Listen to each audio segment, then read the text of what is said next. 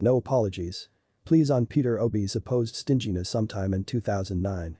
Mr., as he preferred to be addressed, Peter Obi, governor of Anambra State at the time, visited Dim Chukwuemeka Ajamegwu Ojukwu and me in Dallas, Texas. He came to deliver a get well message from Dr. Goodluck Jonathan and was billed to attend a black tie event at the Dallas Marriott. Curiously, he flew into Dallas airport with one small carry-on luggage, which he insisted on wheeling around himself, and on getting to our residence requested to freshen up.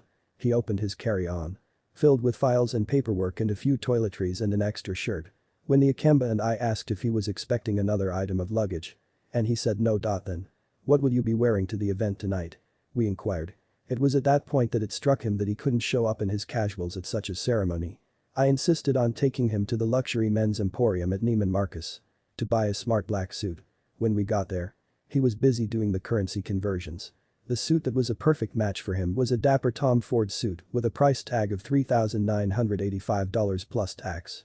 He did the calculations and told me, "Do you know how many students this amount of money can train in Nigeria?" I reminded him that he was the governor as well as the special guest.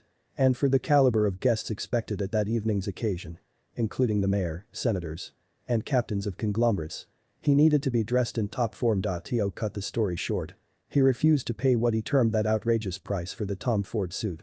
And that was how we ended up at Steinmart, where he agreed to pay a more acceptable price of $220, tax inclusive, for a basic men's suit which he was happy to wear to that evening's event. What struck me was that as we were on the way to the airport to see him off for his return flight back to Nigeria, he reached for his pocket where he brought out an envelope of crisp $100 bills.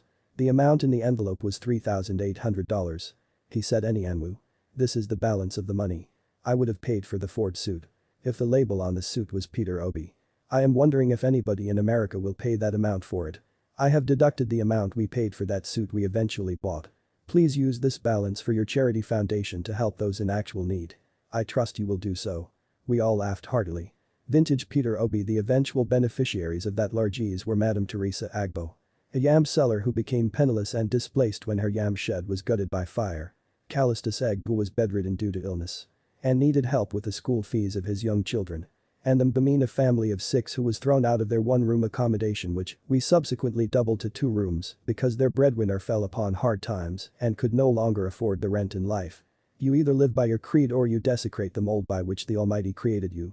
Any progressive nation measures an individual by his values, not his vaults. If this way of life is what is derided as stinginess on the part of Peter Obi, then we all need to adopt this mold for a more sustainable and more humane environment. Bianca Ajamegwu Ojukwu.